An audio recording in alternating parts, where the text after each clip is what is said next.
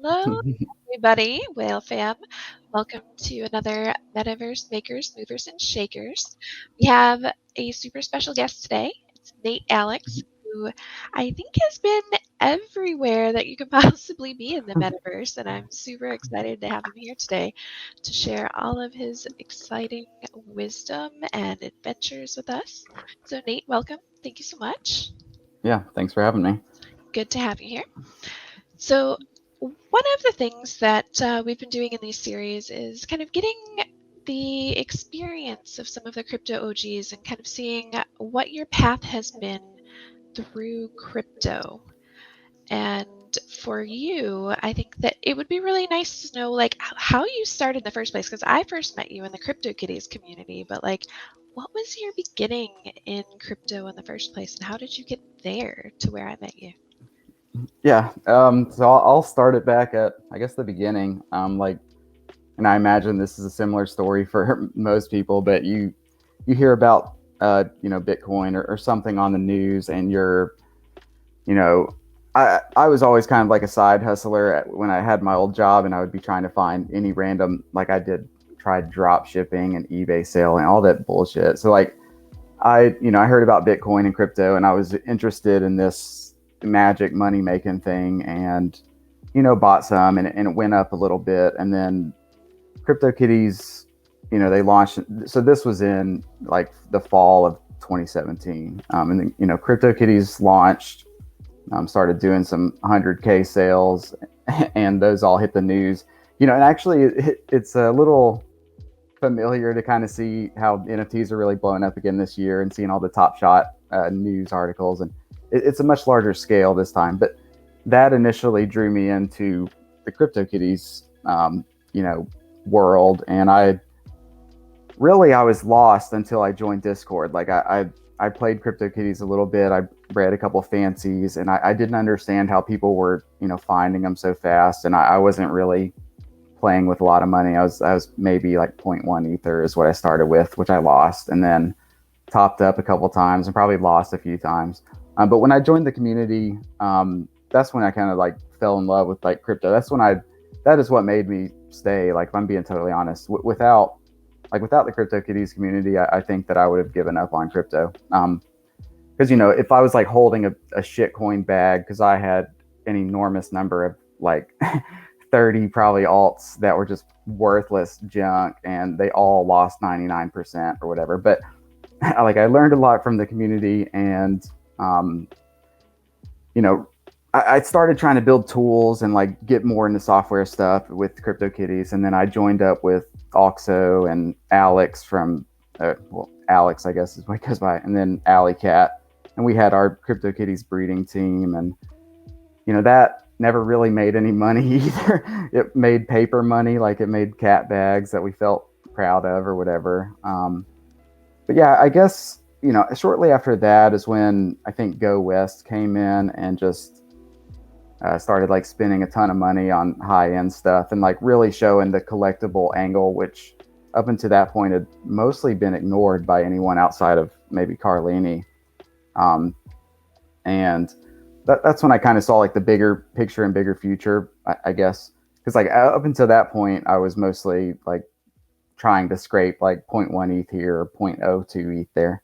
Like, actually, to be honest, I used to flip cats. I would buy them for 0.002 and then list them at 0.003 because gas was low enough to get away with it, and like literally grind $1 at a time and stuff. Um, Those were the days when gas fees were not absolutely insane. yeah. Oh Um, my gosh. but yeah, from that, it just turned into like just really diving into the space in every way. Autoglyphs came out in like April of 2018. The whole year was CryptoKitties, like CryptoKitties community, collecting, learning. 2019 is when Autoglyphs came out. Bought a shitload of those, and that's when I started like exploring other dApps, and then I got into programming at the end of that year. Well, I should say that I've done programming before, but I got into Solidity at the end of that year, and started building, writing some stuff and trying to figure it out, and then like launched Chain Faces in early 2020, and that was really when I knew that I was going to do this space full time. Like after that was a pretty decent success. For me at the time, it was 100 ether, and I gave away 20 ether in like rewards and giveaways and stuff. So I made 80 ether in 4 days, and I was still working my old job, and like everybody there just thought it was crazy. And ether was only like $150, so it was a decent amount of money, I guess, at the time for me, for somebody who was working a normal job, and I knew like that I could do more in this space than I would ever be able to do at that job. So, I joined up with Jimmy, Angry Jim, with NFT 42, and we've got a lot of big news behind the scenes that will be coming out in the near future. We've made a huge, just tremendous leaps since just last year. Yeah.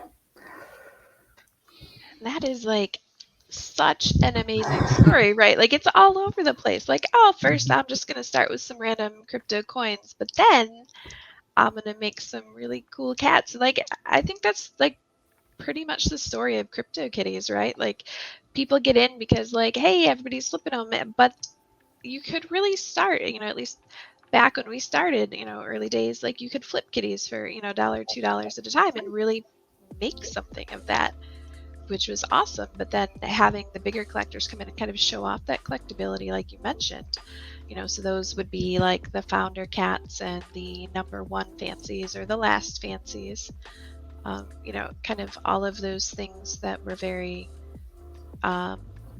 easy to prove the collectability of them, as opposed to these random things that I was breeding where I'm like, I just want to make something cute. And like, Yeah. it's important to anybody else? Absolutely not, but it's got elk antlers and it's worth it. So Yeah, I always was pretty. I think I had a few like toy pet projects like that, but I was always very profit oriented, and in a lot of ways, like Pranked. Like when I came in, Pranked was already. He wasn't like the behemoth that he is now, but even back then he was, one of the all-stars in CryptoKitties, one of the largest accounts, and just the most profitable players. And I sort of, learned a lot from kind of watching what he was doing. And actually, up until at least this, like the last month and a half or two, I was really kind of pulling ahead of him by the end of last year and feeling pretty proud of myself. And then this whole Top Shot thing has just been fucking insane. Like, oh my God, I can't believe that. And I kind of whiffed there because I sold a lot of my cosmics really before it took off. Early on, yeah, there was a lot of that because when Top Shot, first started, we were in closed beta, so there were really limited number of buyers since everybody was, just grouped together. It wasn't until it opened up that, suddenly there's been so much more visibility and demand, and that's really not something you can even predict. Like, it's far surpassed the expectations of literally anybody's wildest dreams at this point. 100%. Like, it is just an unbelievable, like. So ether was going up all last fall, and I talked to Alan pretty regularly, and I was cussing him behind the scenes, like not in full honest or like for real, but just like, damn it, like why did you you said this beta, like. And I just now I just feel like an idiot because I just held on. But that's part of it. I think is you can't win them all, and I had 30 auto glyphs at one time, and now the cheapest one is $100,000, and I only have one left. And I had 30 punks last August, and now I have 2 that I bought like a couple days ago for like 80,000 each. I mean, it's just like you've just held the shit, but it's hard to do that. I'm just inherently kind of like just trader. It just has been sort of my approach to the space, by and large, with the exception of CryptoKitties, which is like the one NFT that hasn't really yet. I stand by that, actually. I think, it's OG as shit. It's the first ERC 721. I really like. I'm minus 200 ether in that. Like, I really feel like that is not going to be minus 200 ETH one day. It's true, and we've got definitely a lot of future prospects there with not only CK and ETH, but moving to Flow as well, and the integrations of the Flow blockchain, looking at how successful, NBA Top Shot has been. Like, imagine being able to breed kitties on Flow and not have these absurd breeding prices. And Yeah. like the fun and the joy of early days just breeding because you can. So I think there's a lot of potential there as well, which kind of leads into one of the questions, that people were looking at, aside from maybe CryptoKitties, are there any other NFTs that you haven't seen gain other, as much popularity as you would expect? So this probably won't be super well received, but I think that like Larva Labs has they've gotten a ton of attention, and they rightfully so. I mean, I consider them easily in the top 5 projects, both of their projects, and maybe even the top 2 projects. That's CryptoPunks and Autoglyphs. They've gotten a lot of love. I guess the question was what hasn't got a lot of love. The only thing that I can think of that was really significant, in terms of like a lot of people were collecting them and enjoying the DApp, is probably Clovers. That came out in late 2019, I think. I've got And those. yeah, I mean, it was, the aesthetic isn't great. There are some, but I mean, and the aesthetic actually is extremely important. We're seeing with, like I always thought that was one of the things that maybe hurt Chain Faces a little bit, is that, yeah, it's a cool, like kind of cute, like simple project, but ultimately it's just an ASCII text base. You can't really use it as your. I mean, you could. They're not as good of avatars as, say, a CryptoPunk or an Avastar. And I think, I think as far as projects like NFT projects that came out during the bear market, when like right now everything is a cash grab. Everything can make 1,000 Ether if you have, your big DeFi community pumping it, and none of this shit is going to be worth anything. And most of this shit is not going to be worth anything in a year or two. Nobody's going to care. Like crypto celebrities was a thing that was big in 2018 that made had thousands of Ether of volume that's worthless. It literally has 0 volume. Nobody will ever care. And if you do care, I'll sell you the shit that I have for whatever price you want to offer on it. So I think that's going to happen again with these money grabbers. But like OG, like good projects, I mean, and you can find them and hear about them just being on Discord and talking to the people who have, been in the space longer and who have been collecting. And there's usually nuances that set them apart from a money grab, like the Binance Punk thing. That is just shit, like, I mean, whatever.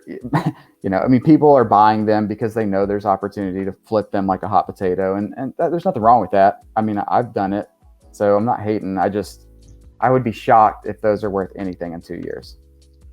And that's an interesting point, right? Because, I guess we got a comment from the chat that says I should tell you about the 16 chain face bundle that, I sold earlier today, which, for the background for everybody else here, I had a bunch of chain faces from NateAlex's project, and this was 2 years ago. I think it was forever ago that this project came out, and I was just generating chain faces because it was fun, so I had a bunch, and I put them in a bundle in OpenSea, and it had to have been at least a year that they've been sitting there at this 0.28 ETH, and I didn't expect them to go anywhere. I was just testing bundles and stuff.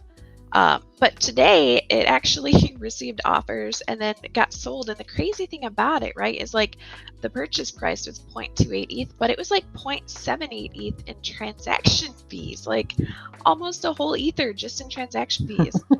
So it's a weird space to be in right now. The gas is that much that it's way overpowering a lot of these NFTs. And I guess, what are your thoughts on that? Because that's a weird thing, right? The gas fees. It really does feel like it's unusable. I mean, so I try to put myself in the shoes of, for me now, it isn't a big deal because I'm so used to it, and I've been in this space for years daily, and I've just accepted it as being the cost of doing business. I withdraw my punk ETH from selling a punk, and it costs $12, and it's annoying, but I understand that's part of but like I put myself back in my shoes in late 2018, sorry, late 2017 or early 2018 when had zero point 0.1 ether in my wallet.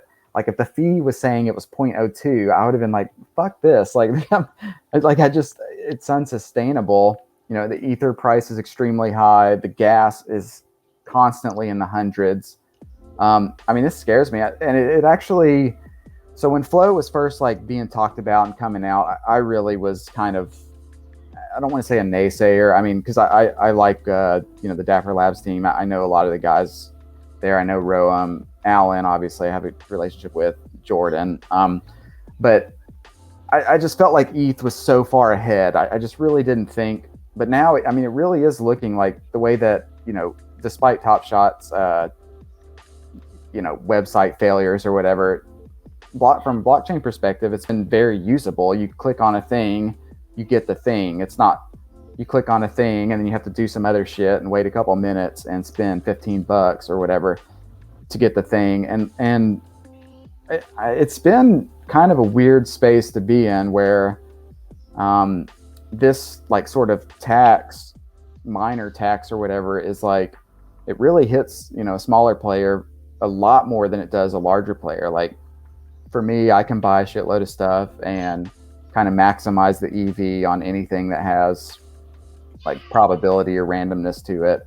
I can mass list them, and I can take the hit on the losers because usually the winners will cover them. So like hash masks, I bought 150 of them or whatever, and and it was great because I sold like just one hash mask. Like one of the first ones I sold covered the whole thing.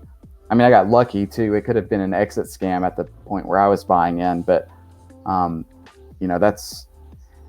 it's a weird space. I mean, I would be sweating a little bit if I was a little newer and I'd had the money that I played around with in December 17. I'm glad that I don't have to do that, but I do feel for people who do have to. So for, I guess, the people who are getting in at this point, how do you think that your experiences maybe could be translated for things that they could apply moving forward? I'll say that the information edge is just enormous in crypto. Like that, yes, you can be extremely technically gifted and technically skilled, and you can make money doing that. I know guys who arbitrage Uniswap pairs. They do, sniping the listings, all kinds of stuff, and they make a ton of money doing that. But if you're not really at that technical level, your biggest edge is going to be information. So like in Discord, and I hate to say this because if you do this, you'll be useless at your job, but Discord, the information travels so fast there, and you can learn everything about everything. You could have known that punks, you could have saw them heating up when they were 3 ether just 2 months ago or whatever. It was all fairly visibly happening on Discord in the channel. So I would say, like, if you're serious, like, I mean, you just, like anything else, I guess you have to put the time in and you have to dig. Like for me, I've been doing this pretty much daily for years, and it has compounded into something amazing. Same with Pranked. I watched, Pranked, he was not this mega whale even a year ago. Even really, I mean, he was always one of the bigger traders, but even at like 7 or 8 months ago, he wasn't this mega whale who could do anything. But he was an expert in the space, and he spent, I don't know if he even sleeps. Like it's insane. It's just like that ape got listed for 400 ETH and he bought it within like 5 seconds. Like, how do you even know? I don't know. So there's, you'll get out what you put into it, I think. And I mean, that goes for almost anything, but I find it really entertaining watching your Twitter back and forth where you guys are bidding on things and challenging each other like that. No end in the entertainment there. Yeah. It's one of those things when I was like, putting the description of this event, and I was like, can I just include that? Like a screenshot of those tweets? Because that's priceless. Oh man. Yeah, that's been a storied rivalry now a little bit. It's fun. I mean, I'm friendly with Prank behind the scenes, so we've been friends for a few years, but we have always been sort of competitive, and like flexing on each other and stupid shit like that. Like he sniped that zombie, which is it's really pissing off because so like anybody doesn't know about this. So I bid on this zombie. It was so this old like OG punk claimer came back and he probably had no idea about the market. So I was being opportunistic in the first place and I offered like I don't know like 30 ether on it, which is a low ball from hell. But the guy went to accept it, but before he accepted it, Pranked had sent another one for 31 ether. And the reason that I know that it was like this, it was luck. I don't think he did it on purpose, but like it got accepted before the front end could even update to say that Pranked had offered, because it happened within like so just the timing was insane. Of course, Pranked ended up winning and he got a zombie for 30 ETH and it was annoying as shit. That's kind of the thing that helps the space grow though too, because then we get those rivalries like the fun, the more visibility on social media. And that's a really interesting thing because I think a lot of the crypto space is almost, very comparable to the Wild West where, we're still figuring out the whole scene and understanding what's going on and watching, things like that, these duels and the bidding wars it's really interesting and exciting for people to kind of learn from. Yeah, definitely. Actually, speaking of bidding wars, that was like I think one of my first bidding wars was on Avastar Zero with Whale Shark, where we were bidding it up, which Whale Shark obviously was going to win. Like, there's no way I could compete with them, but we pushed it up to I think it's ended up selling for like 40 ether, which I mean, in the grand scheme of things, with like Avastars really being the first fully on-chain NFT, the image being 100% stored on chain, it's kind of, it's a really novel and really kind of a groundbreaking project, and not just my view, and a lot of people's views. So, I mean, it was worth, but at the time I couldn't go any higher. That was the Avastar Zero. Yeah. Actually, I think she lives in the vault, doesn't she? Yeah, she does. There she is. We'll look at her for a bit because that snarl there, like the gold grill with the snarl. Yeah, I bid on this before I was about to quit my job, and it was like a huge play for me, kind of, because I've had an enormous NFT stash for a while, so I knew that I could make liquid funds available if I had to, but this at the time was kind of a decent splurge because I had spent most of my chain faces ETH on everything else. Like, I've got the chain faces as a reference. These are the ones that I still hold, which I've lost about half my collection today because they sold. So I wouldn't say I lost them, but they've been rehomed. Hopefully there you go. People love them. But I got these guys still. So they're hanging out along with all the words and like all these other projects that we've gone through over the years, which I think is a really interesting thing, right? Like looking at, some of the things that the community's gone through, and your Squiggly project too. Why don't you tell us about Squiggly? Okay, so pull that up. Yeah, so Squiggly project that was my second. So I launched about 10, maybe, I'm just guessing, but probably about 10 mainnet contracts last year. But there were two collectible projects. One was Chain Faces, and the other was Squiggly. And actually, the website, the Web3 injector from MetaMask quit working all of a sudden. I didn't even know about it, but anyways, it doesn't matter. They're all minted, but basically it's kind of a hybrid of like Avastars and autoglyphs, I guess is the best way to put it, except it's squiggly lines, and like it's just a generative algo that I wrote on the contract itself, and it just basically starts from the center of the image, and then it just plots a point randomly out, and then it does it again for the next squiggly line, and just that, like, it's that simple of an algorithm. But if you look like on the contract, the function is just enormous to like process all that. So it was actually really hard to like actually get that in the contract and be able to put, the generator 100% on chain and have like these images that were generated on the fly and also generated on the fly, and then also storing the full 100% SVG on the chain.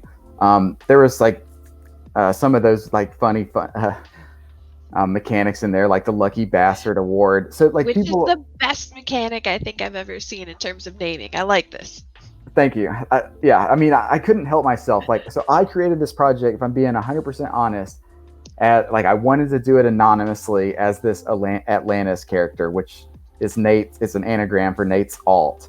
So like I couldn't help like myself like hide it in there. But um, I wanted to launch it anonymously, and I wanted to have these weird, like, funny mechanics in it, and like have people talking about it in the early stages. Because the way that it was supposed to work, the price of an ink cartridge scales upward or downwards depending on how much demand for the previous auction there was. So if it was low demand, the price would go down by 1%, and if it was high demand, the price would go up by 1% for the next auction. Which, the way an auction worked, I hate to say that it was like a raffle, because it was supposed to be like this game theory mechanic where you didn't have to buy the whole thing out. But ultimately the demand was like enormous, and every auction sold out, and like it would start and then it would be sold out within a minute, and then you'd have to wait 4 hours for the next one, and then it would start and then a minute. And every time the full auction was getting bought out. But basically the amount of cartridges that you bought in an auction was your proportional chance to win the squiggly. But you were also mining ink, which was this ERC20. It's like a lot of the shit that came out with like, so like Hashmask did the NCT token. This had ink. So that was before that. And then like, the Lucky Bastard thing is sort of like the secondary royalty thing. The way that that worked is if you had a squiggly, so say you won squiggly number 5, and then the next, when number 6 got minted, all of the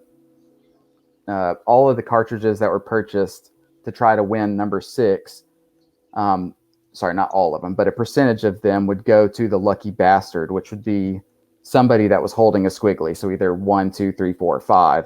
So if you had number 5, you had a 20%. Actually, there's a number 0. So a 16.6% chance of winning in that scenario of just getting. And so like these people who minted the early ones were getting these random royalties from people who are buying the later ones. There was, what's the other thing? Oh, the end auctioneer. So like they were all created on the fly by an end auctioneer, and that was like this gas sniping race where whoever was around at the end of the 4 hours could call the end auction function, and they would get the end auction reward, which was this percentage. And like that was like, that turned into a fucking like gas sniping war too. It was insane how much of a game theory hell it was. And I was just loving it, but I hated that I wasn't anonymous because I couldn't keep up the LARP. Honestly, I couldn't do it. I was juggling the Atlantis screen name and the NateAlex screen name. And I think it was Shuley from Punks asked, "Oh, are you the one that created this?" And I thought I was on my Atlantis one, and I said yes on mine. And I was like, "Fuck!" And then I like deleted it, and then I was like, "Yeah, I just can't do this. Too many people have probably seen this and know the truth." And it turned into a huge web of lies with like I had to like lie to everybody. I just hated it. Honestly, it was too much. So the moral of the story is alts are too hard, and we should just be ourselves. Yeah, I think that's probably easier. I want, so Hashmask in a lot of ways, and I'm not like dunking on their project because I think it was innovative in a lot of ways, and I really like the project.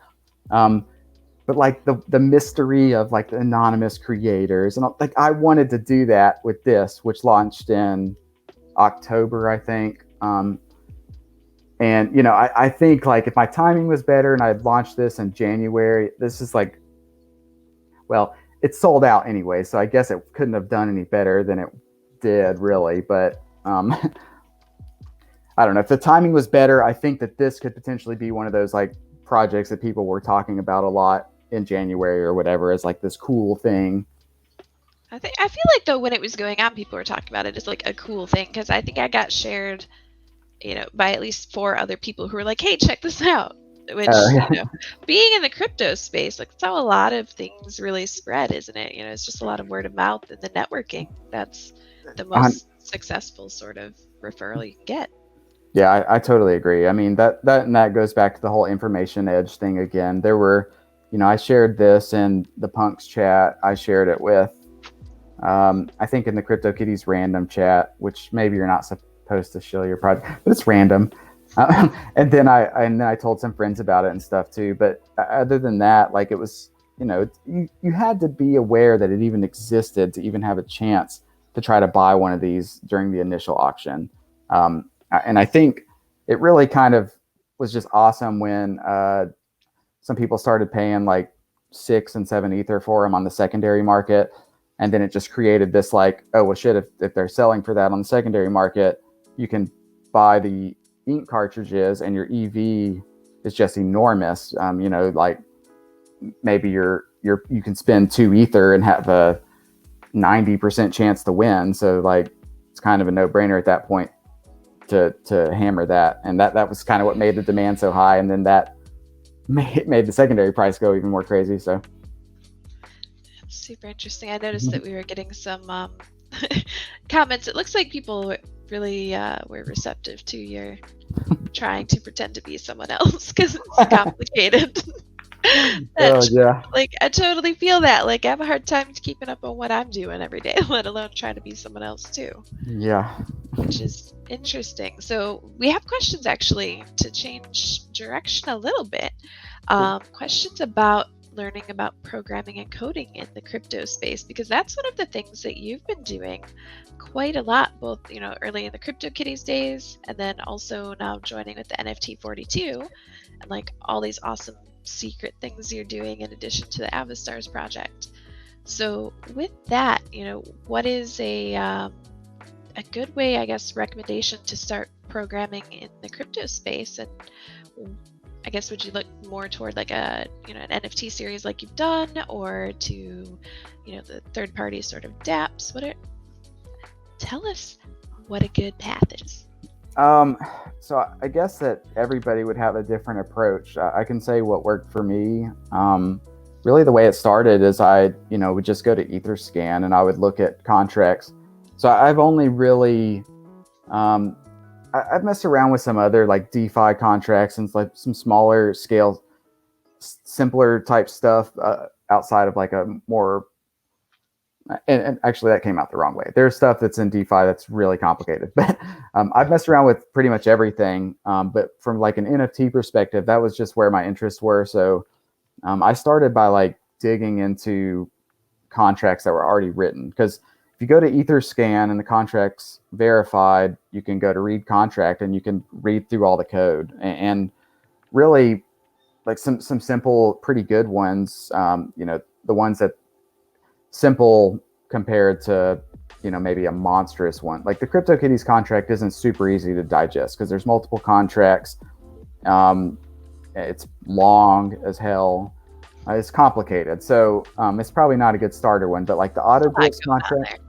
Yeah, the Autoglyphs contract is pretty good. It's pretty easy to understand what they're doing there. The CryptoPunks contract is pretty easy to understand. I think that both the collectible projects that I've done are pretty easy to understand. And so I've heard like I write my code like really simplified, and people say, well, that's how noobs write their code. And I'm like, well, it doesn't really matter if it works. Like it works. So, but that makes it easier to read. It's not all like super compressed and condensed.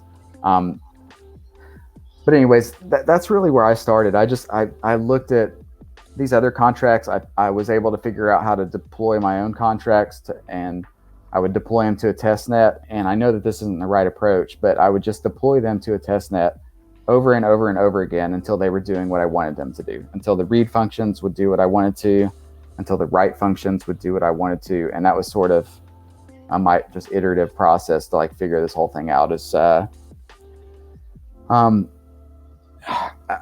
guess there are other ways to do it. You can read the documents, you can take the Solidity tutorials, like the Crypto Zombies things, and I had done that before. I didn't get a whole lot out of that, honestly. The easiest thing for me was I understood how like the Autoglyphs contract worked. I knew what all the write functions were for and what they did. I knew what all the read functions were for and what they did. So I was able to like read the code and understand, okay, well, this is how that function works. Okay, and if I wanted to do something similar, I just basically can take that and modify it or So now I don't have to do that. I don't have to take some of their code and like modify it. But it's a good way to kind of figure out how it's all working initially, anyways. Yeah, the reverse engineering and kind of Frankensteining code together in order to get those test apps up and running is a really good way, I think, to make sure that what you think is happening is actually what's happening. That's a really important thing. Exactly. And so we also have questions about programming on Flow. And I guess a good place to start there is like, what is your experience with programming on Flow? Are you getting over that way with the cadence? So I have dabbled with it a little bit. I really kind of struggled with it because I guess because my approach is usually, again, sort of the reverse engineer approach, and there weren't really a lot of contracts for me that I understood how they worked. So I really struggled reading their documents and trying to build anything. I messed around with it a few different times and would give up, and just never really, like, I wouldn't even be able to build a simple DApp like chain faces on Flow as much as I wanted to. That's what I wanted to do that for the hackathon, like build chain faces on Flow. I just thought it'd be cool as shit. But my experience level is pretty Said low. we stuck you with autographs. Oh yeah, yeah. which Alex just killed. So yeah, I mean, I think as that ecosystem gets built out more, I think it'll be easier for me to figure out how it works. And actually, the incentive is growing tremendously because that ecosystem is just becoming enormous. Um, so it's definitely something I want to dive into. I just at the time don't really have the time to become an expert at Flow. Right. And I think one of the downsides to learning about developing on Flow is really that it doesn't have nearly as many projects and resources available as, say, ETH, because it hasn't been around nearly as Yes. long. And Yeah. so, that's one of the hurdles. But I know that there's actually a Flow Discord community where people can go in and ask questions. They've got office hours and coding resources for people to answer Yeah. a question that had been posed in chat. So those are, important, but definitely, I think a lot of the knowledge will probably be transferable between the contracts on ETH and Flow in terms of at least basic understanding of how you expect things to work, which is exciting. Yeah. So what is next? And I know that you can't tell us because, well, we interviewed Alex last week and he said that he can't tell us all the top secret stuff that you've got going on with Jim and NFT 42. But aside from the top secret stuff, what's next? Like, what are you looking at and really excited about in the space here? So the biggest thing that's coming out next from me, anyways, at least at a development perspective, is going to be like, so it's been InfinFT. This is a word that Jim came up with that, he just couldn't resist the pun. But a lot of people had trouble saying it, so we're rebranding it to Infinity Tokens, which now people think is an ERC20 token. So maybe that's not the perfect rebrand either, but that's where we're at with it now. And what it essentially is like a platform. Well, the 1 minute pitch is that it's the Shopify, or it will be the Shopify for NFTs, really. So like you're a creator, you're Taylor Swift, and you want to do some music NFT. You come to infinitytokens.com, you deploy your own contract, you load your media up, you mint your NFTs, it spins up a website for you, and now you can sell your Taylor Swift NFTs or whatever. So that's sort of the idea behind how it works. Or how it's going to work. I mean, there are minting platforms like, you can mint on Rarible, you can mint on OpenSea, you can mint with Super Rare if you get through their curation list or if you get curated. But we,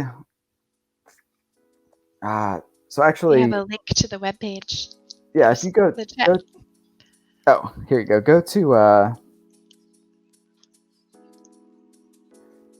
go here, then you'll see this is sort of the alpha version.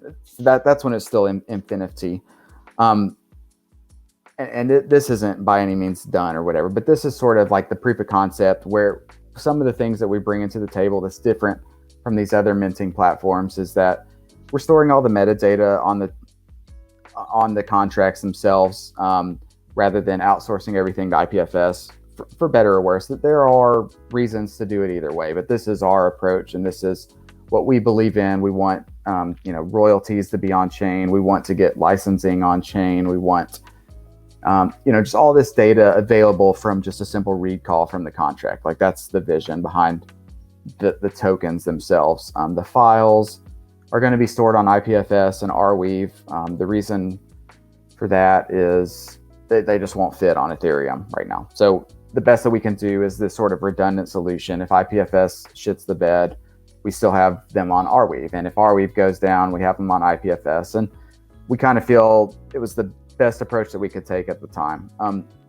And I say this, and don't get me wrong, I think both of these are good solutions. I actually think IPFS is a very good solution the more that I've learned about it. And, but that being said, you can't have contracts without like an Oracle solution interface with metadata on an IPFS link. So, but if the metadata is on the contract itself, so for example, this is another one that some people may be, is it Joy? I think it's this. So this was like proof of concept of the newer version, but this is still really rough, and we never. So if you go to Joy Toys. Oh, Joy Toys. These are exciting. Yeah, so this is some of the other things that we've kind of brought to this this contract is sort of this multi-file concept. So an NFT, we've been playing around with the name Smart Folder. I don't know if that's going to catch or not or keep, but basically the NFT is like a folder, and you can have multiple files within a single folder. So that way all these metaverse experiences, maybe Voxels needs a .vox, maybe for your land or whatever somewhere else, it's a GLB. I mean, it's hard to know where it's going to go. So that's why there's this multi-file approach. There's this user self-minting thing. So like the idea is that you don't have to pay the gas cost to mint all your own tokens. You can just say, here, now the token is available, and anybody who wants to can come in and buy them. So actually that ties into, I think it's, I should really know these websites. It's hard for me to keep up with all of them. I've done so NFT Boxes was me and Owl, and that's run by Pranked and Carlini. So that is going to be, yep. Yeah. So like here, the buyer would come to the website and click buy the box, and then they get a box. Although I think the last one sold out in like 2 minutes. The Joy box sold out in 2 minutes. Yeah. It's insane. So, maybe the front end isn't the best way to do it. I mean, maybe you want to be going through the back end. But that being said, that's sort of that self-minting approach thing that we have taken. So there's a lot of new things really with Infinity tokens. And that's the big thing that we're building. That's what people who are investing in us right now, that's like the big play. The Shopify for NFTs thing is going to be, if we pull it off, it's going to have some big names behind it. It's going to have some money behind it. It's what we're really building our company around, at least initially. That's super exciting. Like, I like this, having, starting where we were years ago, where Yeah. there were only just basic tokens, and then it became NFTs. You got the ERC 721s, you've got the kitties, and now you've got like all sorts of neat like prepackaged surprises where what you're getting isn't even necessarily like what it looks like at the start, because as you said, there's so many different files and things that are able to be wrapped into these. Yeah. Yep. That's magic, as this says. Like, it is in fact magic. It really is insane. Like, it doesn't feel, I think about, when I had my other job before I joined up with NFT 42, I think it just seems like ages ago, but it really wasn't that long ago. It just is insane what you can, I guess, accomplish, like a year of compounding everything for just everything daily, day in, day out. I mean, it's exhausting, honestly. I've been exhausted this whole year with NFTs blowing up, with just, oh man, it's just so much. But, I mean, I guess that's what it takes, really. But it just is, I don't know. So like Pranked, he's got a lot of infamy from being kind of a smaller starter that grew into this like mega whale. And and I have a similar path, although I haven't been as successful as Pranked on fame side or on the money side anymore now after the last month or two. But um, I think that um, I guess ultimately what I'm trying to say is that anybody can do it. I mean, it's possible. I have done it. I've seen other people do it. I know other people in NFTs who are in the same really realm as me that have made a shitload of money and have been very successful in the space that aren't as loud as Pranked. Like he's just the best at promoting himself and flexing and getting the engagement. So I guess aside from that promotion aspect, because obviously that is something that he excels at very much so, what do you think are other traits that are really kind of tie it in with the success? What have you and maybe Pranked and the other people who started smaller and then just really seen a lot of success? What are those traits that you think are the most important? So, I mean, it's a good question. I think it's hard to really nail anything down. I mean, it's just been endless drive. I mean, I think really anybody who has been in this space since 2018 and didn't give up, even though it literally, like I remember in March 12th last year, I can remember the date because it was just so terrible. Like I literally was thinking, shit, this is going to zero.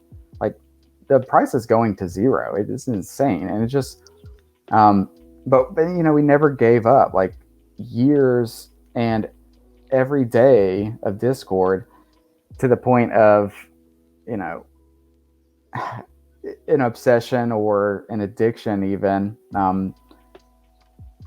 And I mean that's really what it came down to, is just like getting the information, just being obsessed with it, really. Having that drive is definitely important. And I will say that's one of the things we see, kind of the comments about, the diamond hands and people holding things and, having a drive that's similar like that, even if it's not holding the thing, but holding the belief in what you're doing or, holding on to the path as you're moving forward. I think that's something that I've seen with just about everybody who's still in this space from when I started, they are here not just because they think it's a quick profit or because they think it's easy, because it most definitely is not easy. It's not. You don't like that's. I mean, that's really the truth of it. You see the stuff, you see the headlines because that's what catches your eye, and there's nothing wrong with that. I mean, the headlines will say trader made $1 million in a year on NFTs, or it'll say card sold for $100,000. But what they don't tell you is that you spent $40,000 on it while the momentum was. So this is something that I actually did like recently. Bought something for $40,000 and sold it for $100,000 within like a week. But that's an enormous risk. When I bought it for $40,000, it was obviously a splurge. It was the highest spend at the time or something, and that's the kind of risk that I've taken and that Pranks has taken. And I'm not by any means saying like sell your house and buy all this shit. Don't do that. Don't do that. You have to work within your own risk tolerance and in your own knowledge and your comfort level, really. But I mean, I guess I don't really know where I'm going with that, but there's you can get there. That's all I'm saying. Summed it up in chat saying that you have to be willing to lose the investment in case it flops. So don't invest in things assuming that it will work out, because there's a chance it won't. So you need to only get in at the point where you're comfortable if it doesn't. Yeah, I agree with that. That's it. So I think that we're actually nearing that hour mark, and I don't want to keep you on all night. But one of the last questions that we had from chat was asking what you think it's gonna be the drawing factor for people to the next generation of NFTs. Is it going to be more of the design or scarcity of the collectible, or is it more like the interest level of the contract itself and what that's the contract is doing? So entirely. I love this question, actually. I think for me as sort of as an engineer and as like a technical person, I can really appreciate like a very creative like contract and somebody like exploring, yield emitting NFTs. That was with NCT and Hashmask. That was something that they did that I thought was really cool. That actually, whenever I launched Squiggly, this guy, the Owl of Moistness, he he had pitched that idea to me, and I thought it was genius at the time. We just didn't have we didn't really have everything together to make it happen. And I didn't have the time to do it either, unfortunately. But I personally think like any good groundbreaking NFT, maybe not any, but the majority of the ones that appeal to me are going to be ones that break ground in one way or another. They work in these mechanics, even if they're memey or cheesy or whatever, as long as they do something different, really. The scarcity is and the design of it itself are both very important. Like the aesthetics, you can have the greatest, most creative contract, but if the aesthetic is shit, it's just not gonna. It's probably not going to do well longer term. Like I mentioned, Clover's earlier was very creative. They had sort of the dual economy with the Clover coin, and it was the economics weren't good in it. They were actually not good, and that was one of the problems. But also the aesthetic themselves, the aesthetic itself was what really kind of hurt, I think, the longer term. Like if they looked cool as shit, I bet people would be still maybe remembering them and talking about them. Well, no, the economy was broken anyway, so maybe not. But it was a very novel idea. It was very cool. So I think you kind of need both. Obviously with a collectible, the scarcity is going to be very important. I don't find really anything interesting about a collectible that has no scarcity or scarcity elements, really. That's interesting because that, shows that it's not really just one or the other, but there's multiple ways to succeed in the environment. Yeah. So much like people, projects as well, having, really an infinite number of ways of finding success as long as you're really sticking with it, trying to innovate or find something new and take the learnings that all the past projects have provided, because you don't have to reinvent the wheel. That would be silly. Yeah, definitely. Especially when there's been so much going on in the space. So is there, I guess, anything else that you'd like to share with everybody before we close the session for today? I think this has been super awesome. And I mean, I've known you for 3 years at this point. So it's pretty cool to be able to share your adventures throughout, the crypto space with the community. But anything else you'd like to share with them? Yeah, no, it was super fun. I mean, I'm happy to talk to anybody on Discord. I'm not the most responsive person at the moment because I've been faming it out a little bit on like Twitter and like, so my messages have just gone through the roof. So I've been struggling a little bit to keep track with it, but I do like to talk to people in Discord, and I do like to get to actually know people. I know that people say that shit, but like I genuinely do try. Like don't get me wrong, I fail, and there are a shitload of messages in my inbox that are not responded to, and there's a shitload of other obligations that I have to do. But I mean, I'm around in chats. I'm on Discord pretty much all day, like especially during the week, or on it in the sense that it's open on my computer and I'm on my computer. But yeah, I mean, feel free to reach out and ask me questions there, talk to me there. I'm happy to respond if I can find the time, and if I don't, it's nothing personal. And I will try to circle back eventually. It can be a lot at once sometimes. So.